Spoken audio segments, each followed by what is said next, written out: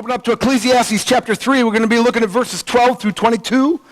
Ecclesiastes chapter 3, verses 12 through 22. You remember from last week we talked about how God makes everything appropriate in its time, how there's a time to be born, a time to die, time to be at peace, time to be at war, that everything in God's timing works out for our ultimate good because he's going to redeem us and renew us and make us according to his image. There's a lot of different ways we could look at this next section of text from verses 12 through the end of the chapter. Just a lot of different ways we could look at it, but I've narrowed it down to one little sliver of the options, and that's to look at it from the viewpoint of it being an explanation of who we are and why God would make everything appropriate in its time in our lives because we're created in his image. The writer of Ecclesiastes, I believe Solomon, is trying to get us to realize what life would be like if we did not have the Spirit of God in us, if we just divorced ourselves from God entirely and his purposes. We'd be mere animals. Justice and judgment would be irrelevant. There'd be wickedness involved in every aspect of our lives. Just basically, we'd be just another created being just living out our existence with no future, no destiny, and we know that's not true. Solomon, I believe, knew it wasn't true. His father David had written Psalm 8, which is that classic passage about who man is and how God has created him with special abilities to rule over the universe, and how we have been given that because we're created in God's image with the status and with the authority to be able to do that. Pastor Dave said something in his time leading up to prayer, basically that Jesus was stronger than the masks that we put on. Do you remember him saying that? Why do we put on masks? I think this passage has a lot to say with why. We all know we were created and designed to be much more beautiful than we presently are. And because we know that we're not projecting who we really know we should be, we cover ourselves up with all sorts of masks, trying to make sure that nobody sees us for who we really are. When in reality, everybody else knows how they really are, so they really know how you really are, so it's really pretty stupid that we put on masks, but we continue to do it. Listen very, very carefully as Christy Clemens comes and reads to us Ecclesiastes chapter 3, verses 12 through 22, realizing that we have a very, very narrow sliver of the options that we're going to be looking at today, but we'll take a look at one of the things that he brings up in this passage. Good morning. Good morning. Please stand. Beginning with verse 12, I know that there is nothing better for men than to be happy and do good while they live, that everyone may eat and drink and find satisfaction in all his toil. This is the gift of God. I know that everything God does will endure forever. Nothing can be added to it and nothing taken from it. God does it so that men will revere him. Whatever is has already been, and what will be has been before, and God will call the past to account. And I saw something else under the sun. In the place of judgment, wickedness was there. In the place of justice, wickedness was there. I thought in my heart, God will bring to judgment both the righteous and the wicked, for there will be a time for every activity, a time for every deed. I also thought, as for men, God tests them so that they may see that they are like the animals. Man's fate is like that of the animals. The same fate awaits them both. As one dies, so dies the other. All have the same breath. Man has no advantage over the animal. Everything is meaningless. All go to the same place, all come from dust, and to dust all return. Who knows if the spirit of man rises upward, and if the spirit of the animal goes down into the earth? So I saw that there is nothing better for a man than to enjoy his work, because that is his lot. For who can bring him to see what will happen after him? You may be seated. I don't know if you noticed or not, but the writer of Ecclesiastes, Solomon, gives two questions there at the very, very end. He says at the end of verse 21, or actually in verse 21, who knows if the spirit of man rises upward and if the spirit of the animal goes down into the earth? And then verse 22, so I saw that there is nothing better for the man to enjoy his work because that is lot. Who can bring him to see what will happen after him? Those are the two questions that I think we need to take a look at, and I think that we can answer if you're a Christian by saying that Christ knows and Christ understands. But I want to begin with a little phrase and a little saying, actually a poem that I heard about 20 years ago, and it's stuck in my mind ever since, and I've always wanted to use it in a sermon but never found an appropriate place. Well, today is your lucky day. These are three monkeys who have come together to contemplate us, human beings. Here's what the poem says. Three monkeys sat in a coconut tree discussing things as they're said to be. Said one to the others, now listen, you two, there's a rumor in town, but it can't be true. Why, the very idea is an awful disgrace that man descended from our noble race. No monkey ever deserted his wife, starved her babies, and ruined her life.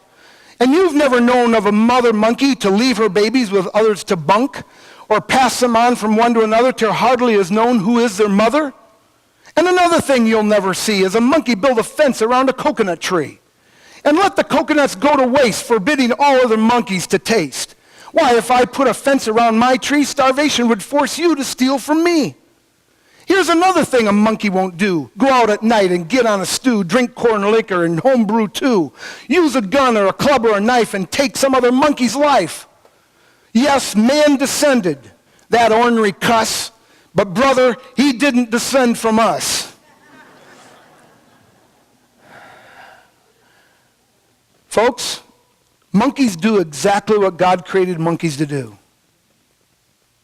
We alone, humanity alone, of all creation, fails to do what he was created to do.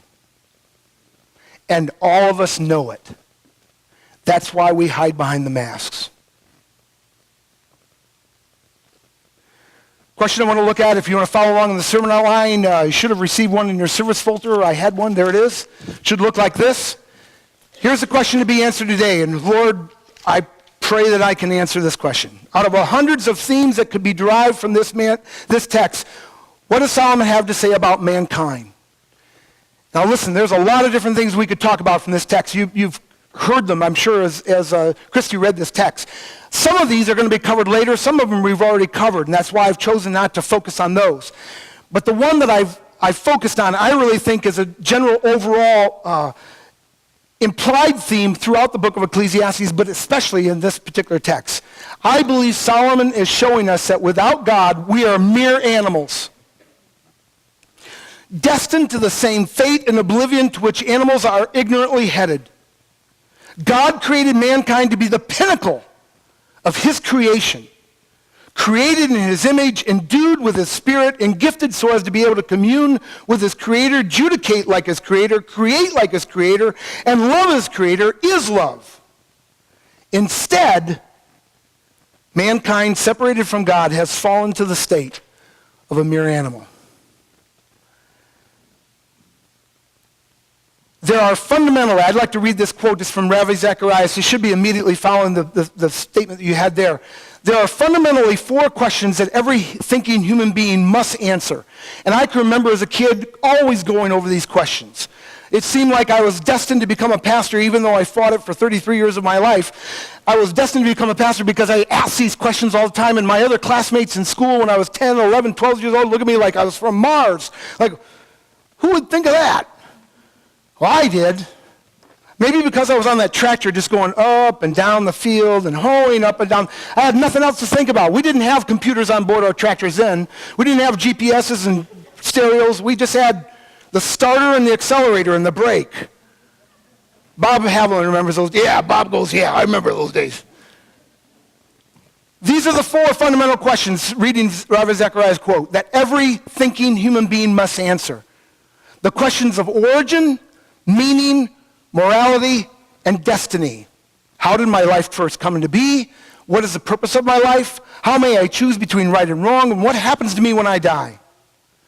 When these questions are individually answered, the questions must be seen to correspond with reality. These questions are then collectively tested for coherence. That is, do they contradict each other? Answers that correspond with reality and fit into a coherent system provide the individual a worldview by which all of life's choices may then be made. And folks, that's the reality we need to come to terms with. Who are we? What's our purpose? How do we know what's right and wrong in life? And where are we headed? And the writer of Ecclesiastes is just desperately trying to get us to wake up to the reality of not asking those questions and the reality of what our lives are going to be like if we don't even bother trying to find out the answers to those questions. will be mere animals. That's why the word for the day is purpose. Word for the day is purpose. I don't know if you thought about this or not, and some of you may have gone through my Christ in the Pentateuch series, or maybe you were even here when I went through that series about 3 years ago. We went through this because it was one of the things we looked at in the book of Genesis, which is the first book of the Pentateuch. And we looked at, what is man? What is his purpose? Why was he designed? And folks, one of the things that I said during that sermon, and I'm still holding to it, is if we would understand who we are, if we would understand why we were created, if we would understand what's right and wrong for us to do in our lives, if we would understand what our destiny is, it would eliminate the problems with abortion in this country. It would eliminate the problem with gay rights. It would eliminate all the problems with weird marriages that are trying to be taking place. It would eliminate all the place of animals and animal rights. It would eliminate bullying and all those kind of things in our lives. But because we don't know who we are, and because we don't know what's right and wrong, because we failed to understand who we are and what our destiny is, we struggle with all those issues. In fact, I'm convinced that Congress, no matter how many laws they're going to pass, will never really be able to solve the problem until people come to the knowledge of who they are at the very core of their being. You are an individual who's been created in God's image, breathed with his spirit to bear his likeness, to be his ambassadors on the planet, and to rule this planet so that God's will that is done in heaven might come here to earth. That's your destiny. That's your calling. That's your purpose. You're not here to earn a wage and feed your family. That's important as part of your calling, but that's not it. The Shorter Catechism of the Westminster Confession of Faith says this. It asks this question: what is man's chief end? And the answer is, man's chief end is to glorify God and enjoy him forever. And we best glorify God when we know who we are and we start to live accordingly. And it can only happen when we have the Spirit of God dwelling in us. And we can only have the Spirit of God dwelling in us, allowing us to have full expression of what it means to be God-breathed when we've invited Christ into our lives. It can't happen. We have, because of our sin, because of our rebellion, we've pushed God out of our lives. And it's only by accepting Christ and saying, I realize that I'm not living up to the destiny I know is part of my life. I know I'm not the person I should be. I know I'm not living up to the calling that I have on my heart and on my mind. And by inviting Christ to come in and be Lord and Master of your life, you now have a chance to live out that full destiny, that full calling, that full purpose in your life. The amazing thing I see, and this really came home to me this week, is that God desperately wants us for us to be men and women. And we're not. In fact, the one term that God calls us, probably more than any other of the descriptive terms that God calls us, is what? Sheep. Now, I don't know if you've thought about a sheep and you've thought about a fully alive human being who's really living up to the noble calling they are, but folks, there's not much of a comparison there. Would you rather be a sheep or a fully alive, fully engaged, purposeful, fully intellectually alive person? And yet the God of the universe sent his son as a sheep to make us fully alive as humans. In fact, just hours before he died in order to seal the deal that might happen. Do you remember what happened with Jesus when he was dragged before Pilate after being beaten? Here he was with a royal robe on, just absolutely laid out. Remember the Passion of the Christ? And Pilate is trying desperately to get Jesus not crucified. And he points to Jesus and he says what? Behold the man. The only man that has ever walked the planet in the full expression of the glory of God. And what was he doing? Sacrificing himself to make life better for the rest of the planet.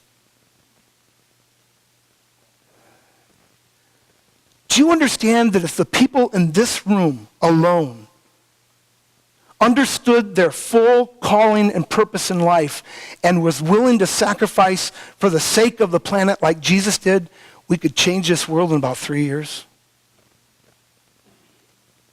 But we're willing to just kind of relax and be mere animals and be instinctual about our decision making rather than making our decisions based upon who we really are, who we're called to be. Okay, here we go. 3 points, then 4 applications.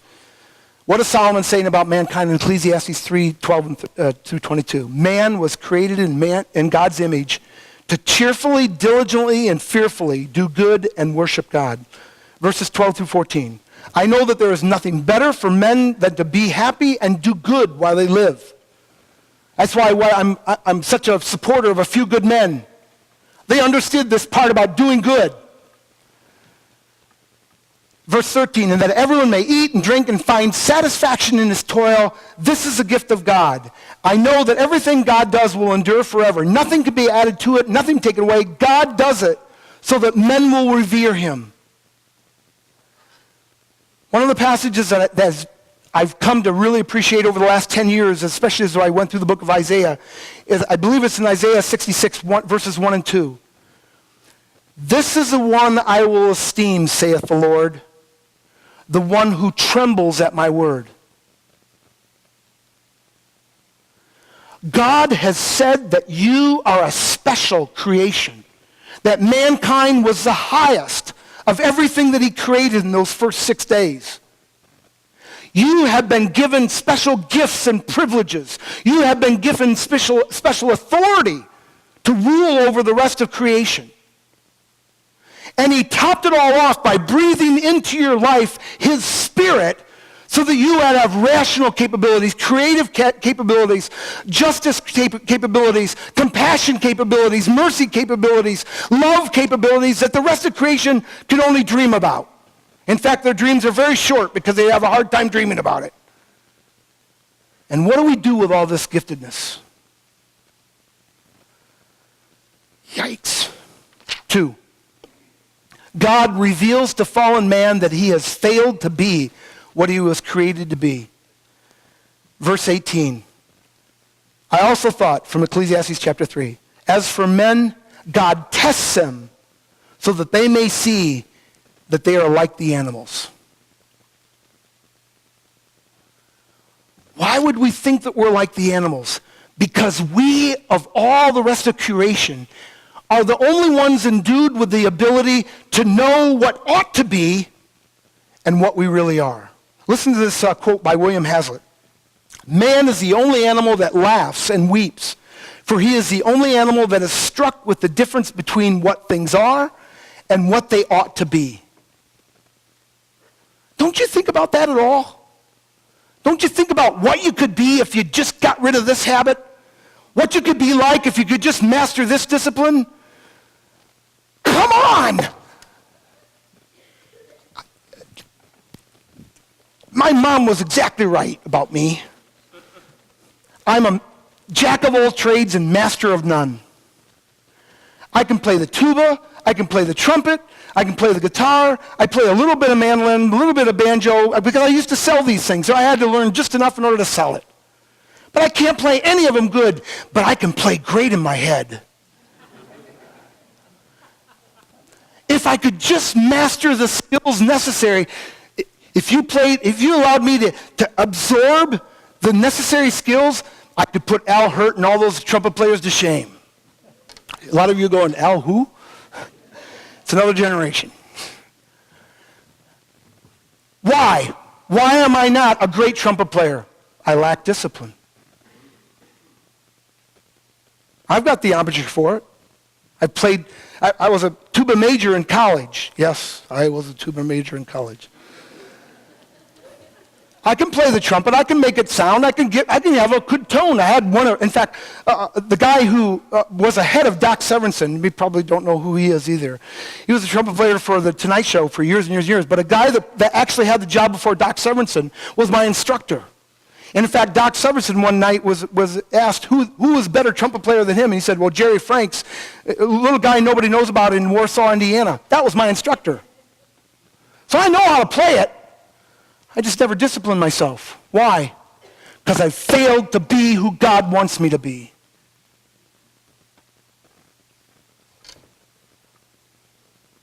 All of us have desperately failed.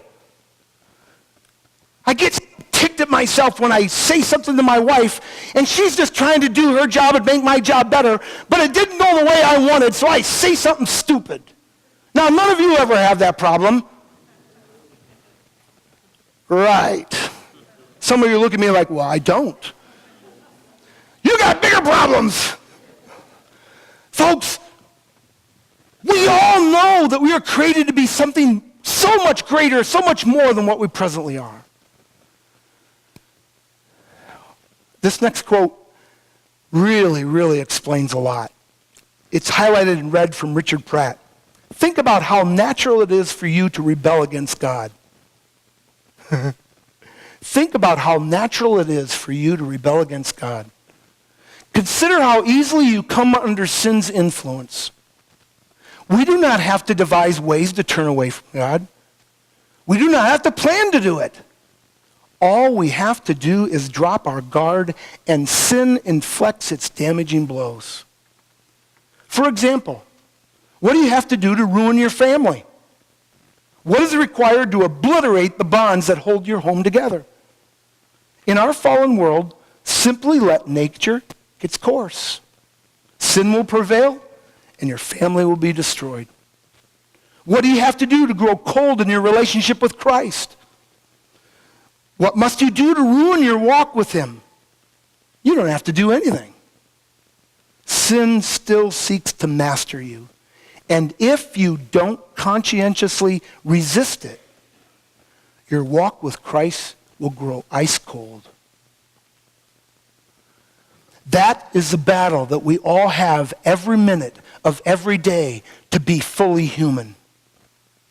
To be people, to be men and women who were created and designed in God's image to really give glory to God.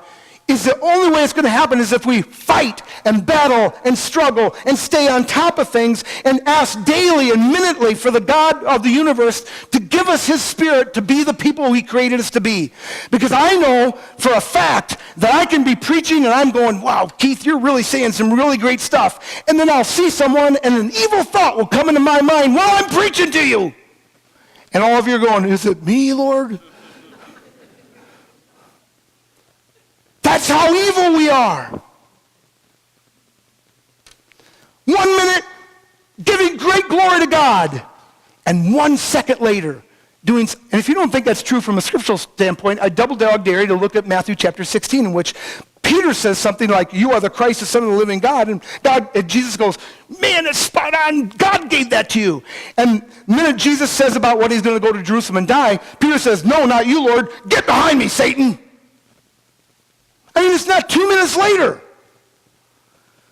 God reveals to fallen man that he has failed to be what he was created to be, and as a result, we become like the mere animals. I'd like to read this last quote. It's from Blaise Pascal, the French mathematician, who has, man, this week alone, I think there was 10 quotes from Blaise Pascal that really just spoke to my heart, but I've weeded it down to just a couple. Who is not happy at not being a king except the deposed king? All of these miseries of man prove man's greatness. They are miseries of a deposed king.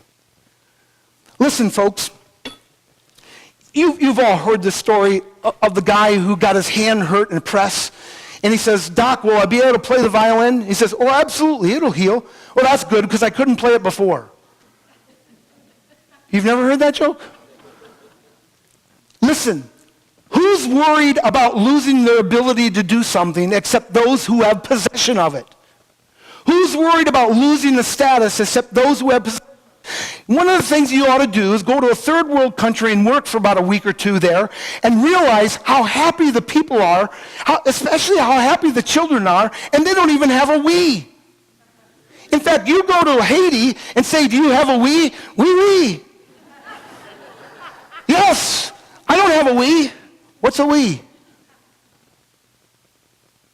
But because we have so much, when we lose it, we know we've lost it. You all are royalty, created in the image of God, given authority to be rulers over the universe.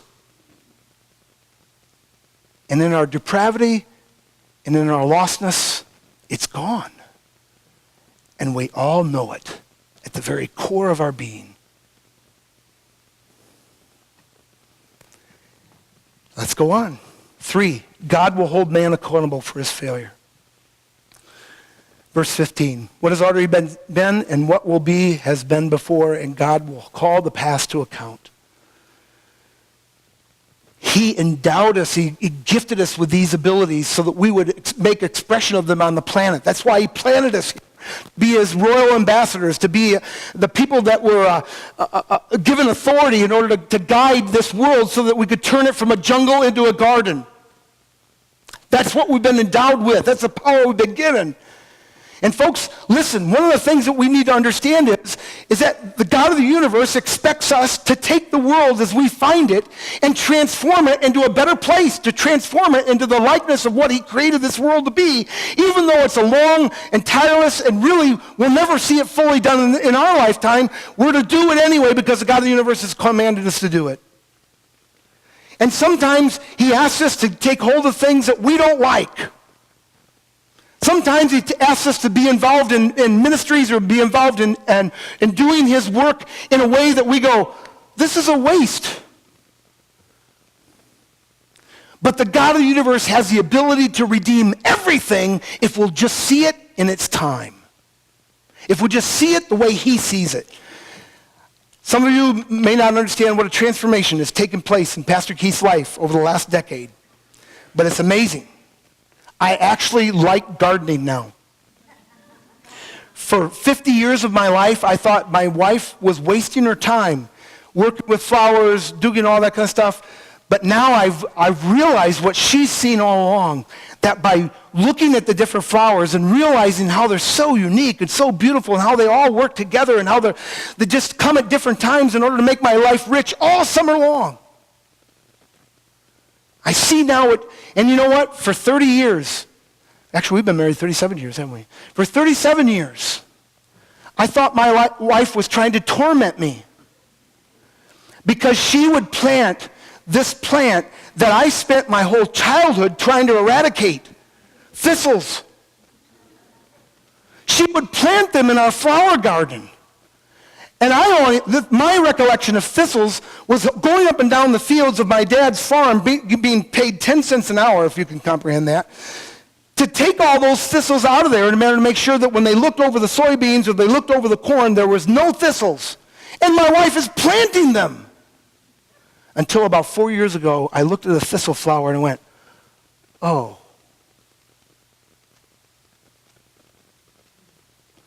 The God of the universe has people, has situations, has environments in your life right now that you think stink, that you think are unredeemable, that you think that the God of the universe has got you in the wrong place doing the wrong thing at the wrong time. Nothing could be further from the truth. You've been placed there because the God of the universe wants you to understand your divine calling, wants you to understand your divine status, wants you to understand your divine authority, and to bring down that which is heaven here on earth, to make God's will that is in heaven and to make it here on earth. Just like he told the Adam and Eve in the garden to till and cultivate it and take control of it. This is a jungle we live in. And the only difference between a jungle and a garden is that a jungle has been managed in order to make it a garden. It's the same items. Some of you are having a hard time comprehending this. I'll give you time to catch up. Listen, everything you can find in my garden, you can find in the wild. It's just not in rows and cultivated and allowed to be flourishing. The same is true with your world that you're living in. The reason it's a jungle is because it's unmanaged. We've failed to do what God has asked us to do in allowing his world to be the way he created it to be. Okay, conclusion is this. How does a relationship with Christ help restore mankind's privileged nature? A, Jesus helps us recognize the fallen, corrupt, and depraved nature of our present thinking. God tests them, verse 18, so that they may see that they are like animals. Please, that's what Psalm 49 is trying to get us to recognize. Please understand that if we divorce ourselves from God, if we leave God behind in our daily decision making, if we leave God behind in the way that we conduct things and we try to organize things and try to do things, we're going to think that our lives is just an animal's life, running our little cage, trying to keep it moving fast enough in order to generate whatever we need to generate to survive. But as long as we continue to think divorce from God, we're going to live like the animals. We're going to continue to live existence like animals. And in fact, unless we can instill that in our children, they'll live their lives like animals. I'd like to read this quote. I've read it before, but it's been a couple of years since I've done it, so some of you college students will find this fascinating. Those of you who have heard it before, just recognize what it is and what it's saying. The Minnesota Crime Commission, back in the late 70s, made this statement. This is straight out of the scriptures. I don't know if the guy that was the head of this department was a Christian or not, but this is just spot on. This is what the Minnesota Crime Commission said back in the late 70s. Every baby starts life as a little savage. He is completely selfish and self-centered. He wants what he wants when he wants it. His bottle, his mother, attention, his playmate's toy, or his uncle's watch.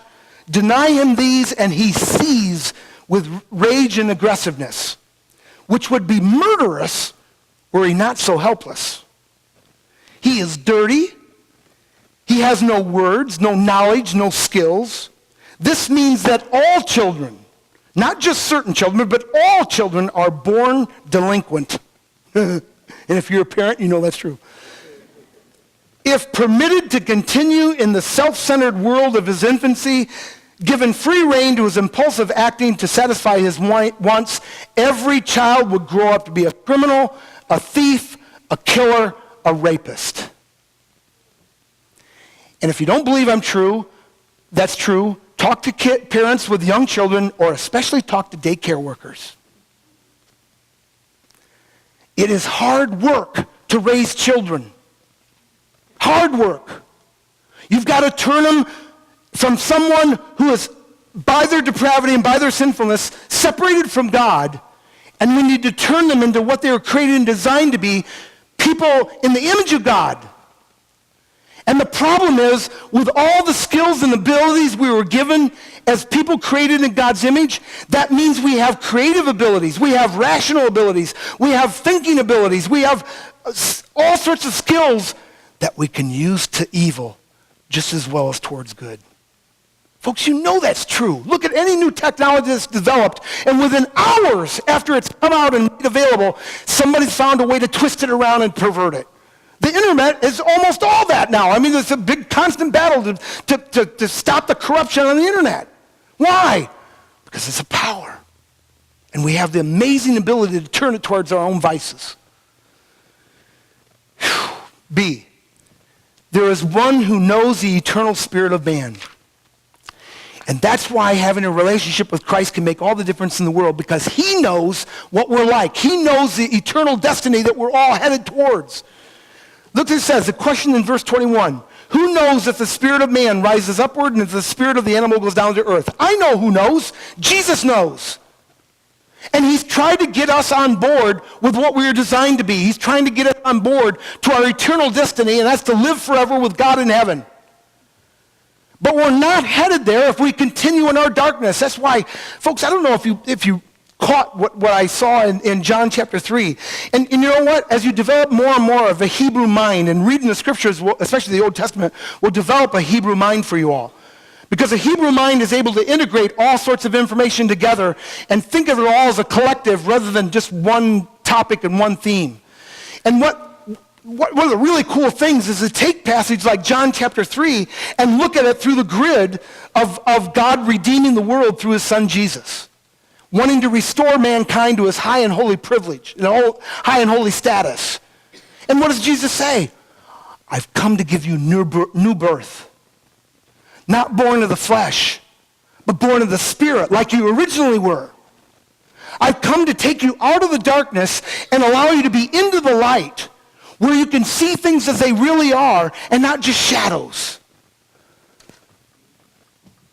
Anyway, Jesus is the one who knows we're eternal. Jesus is the one that can take us to where we need to be. See, What does that have a relationship with Jesus do to help us? If unregenerate mankind can experience the satisfaction and contentment man was designed to enjoy, then how much more as a result of restored humanity? In other words, if Jane Cynic and Joe Pagan can enjoy life in this planet, how much more should we who are believers, who understand what things really are and where they really should be?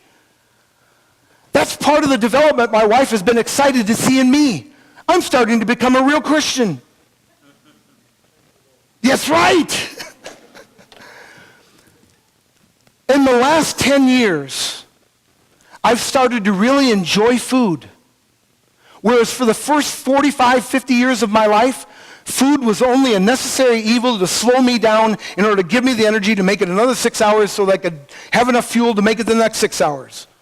I'll never forget, my dad, I remember this in Lancaster, Pennsylvania, and my dad was taking us, our whole family, to Lancaster to watch the Noah story on big theater thing.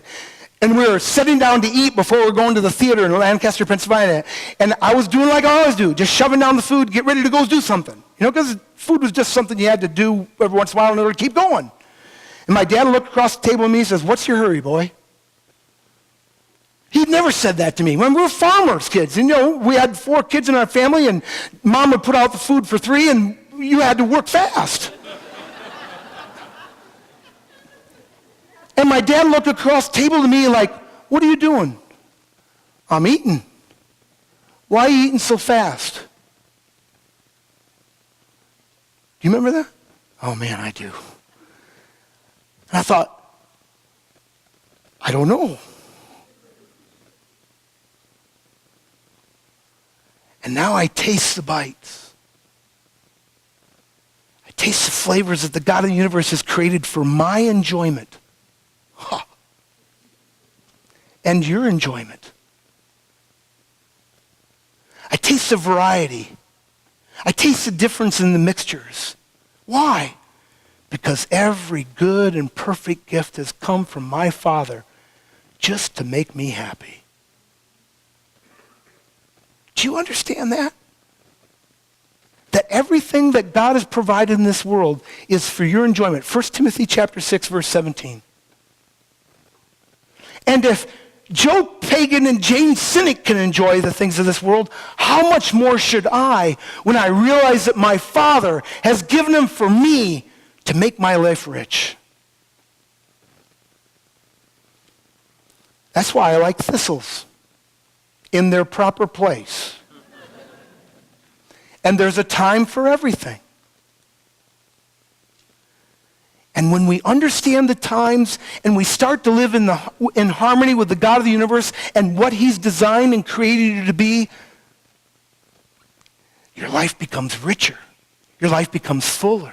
You start to see things that you didn't see before. You start to stop and smell the roses that you just thought were there in order to make your lover love you more. Oh, maybe that was a little too close to home, huh?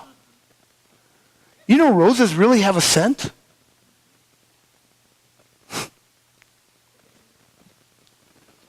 If unregenerate mankind can experience the satisfaction contentment man was designed to enjoy, then how much more as a result of restored humanity? D, there is one who can restore man, even Jesus. Look at verse 22. Who can bring him to see what will happen after him?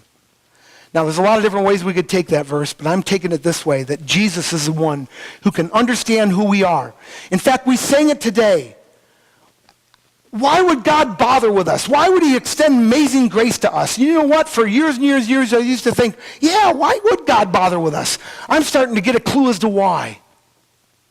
Because he sees something in us that we can't see in ourselves.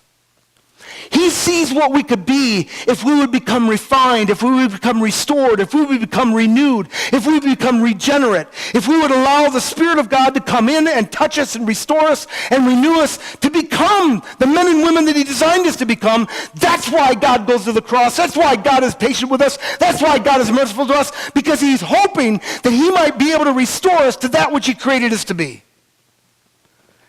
And he must think a whole lot of us because, folks, we're pretty disgusting from time to time. We are. But he sees something in us and how we can be restored. My worship point is this. Don't you know who you are? Don't you know what God created you to be? Don't you know the noble creature you were designed to be? Don't you know the royal work that God created you to do? Have you failed to realize the exalted countenance and peace you were made to enjoy? When you begin to realize what you are supposed to be and then compare that with where you really are, you not only become more aware of God's grace, patience, mercy, forgiveness, and love, but recognizing this also causes us to worship God the Creator. So worship. Realize what you are. Realize how the God of the universe wants to allow you to become all that you're created to be. My spiritual challenge is this. Don't ever be content with where you are until your character, nature, and life is one of total love, joy, peace, patience, kindness, goodness, gentleness, and self-control. In other words, until you're conformed to the image of Christ.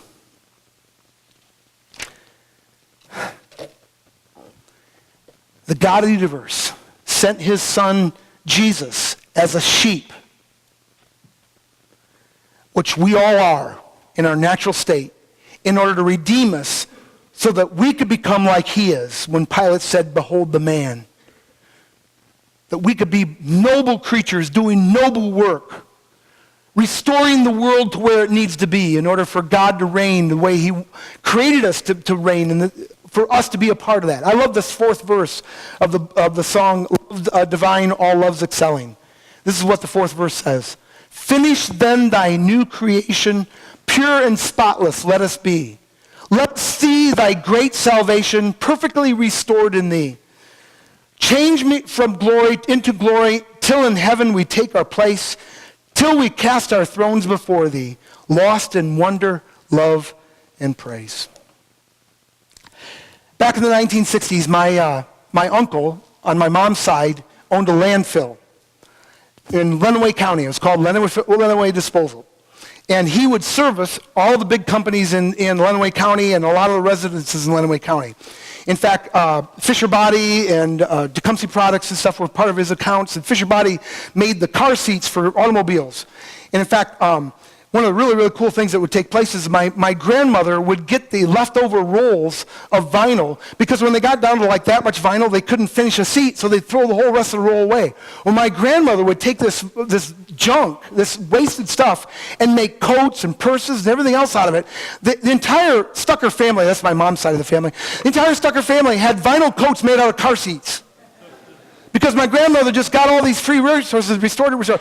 Well, my brother and I would go to my cousin's house and they'd say, "Hey, you want to go to landfill and go treasure hunt?" I mean, we couldn't resist that. We're farm boys. It smelled bad, but still, And you know what was really fascinating was go through all the junk and see what was thrown away and find every once in a while some treasures that we'd pull out of that place. Some of you are looking like, "Boy, Pastor Keith, you had a boring childhood, didn't you?" Well, it was actually pretty exciting. But every once in a while, we'd come across something that we knew was at one time very, very expensive and very, very refined. Because you could tell by the artwork, you could tell by the materials it was made out of, even in its compressed and when they were all that, it still had its beauty. And you could tell it, just even there among the junk, you could tell it still had its beauty. Do you understand that's what we are? We've been crushed in the compactor of life, run over by the bulldozer of circumstances, and yet we still have an innate beauty that's there, that God wants to restore and renew, a lot like my grandmother used to do. And she was the wife of a superintendent of a conference of the church that's around this area. She understood what it was to renew and restore that which is broken and lost. Folks, all of us have that divine image stamped on us. And even though we're in the disposal landfill of life, the God of the universe wants to come and pull you out of your circumstances and begin the process of renewing you and restoring you to become all that God created you to be. And a lot of you are bored, wanting to get out of here and go to dinner. But I'm here to tell you, you'll never enjoy dinner properly until you understand who you are created in God's image. You'll never live life properly until you understand who you are created in God's image. This quote I want to end with. The glory of God. This is from St. Irenaeus, who was, I think, a disciple of St. John. The glory of God is a human being fully alive. The glory of God is a human being fully alive. God is most glorified when we are most like what he created us to be. Dave, I'm going to go ahead and abort. Sorry, it took too long. I have a benediction that I would like to go through with you all. Please stand. I'll read the pastor part. If you would please respond by reading the all part. It is not to angels that he has subjected the world to come, about which we are speaking. This is from Hebrews chapter 2, verses 5 through 11. But there is a place where someone has testified. Ooh, I'll let you catch up. Here we go. It is not to angels that he has subjected the world to come, about which we are speaking, but there is a place where someone has testified. What is man that you are mindful of him, the Son of Man that you care for him? You made him a little lower than the angels. You crowned him with glory and honor and put everything under his feet. In putting everything under him, God left nothing that is not subject to him. Yet at present we do not see everything subject to him. But we see Jesus, who was made a little lower than the angels, now crowned with glory and honor because he suffered death, so that by the grace of God he might taste death for everyone. In bringing many sons to glory, it was fitting that God, for whom and through whom everything exists, should make the author of their salvation perfect through suffering. Both the one who makes men holy and those who are made holy are of the same family. So Jesus is not ashamed to call them brothers. You are brothers and sisters of Christ, co-heirs with Christ, if you have accepted him into your life. Now may you fully understand who you are, created in God's image, and may you go from this point now and forever and live like it. Amen.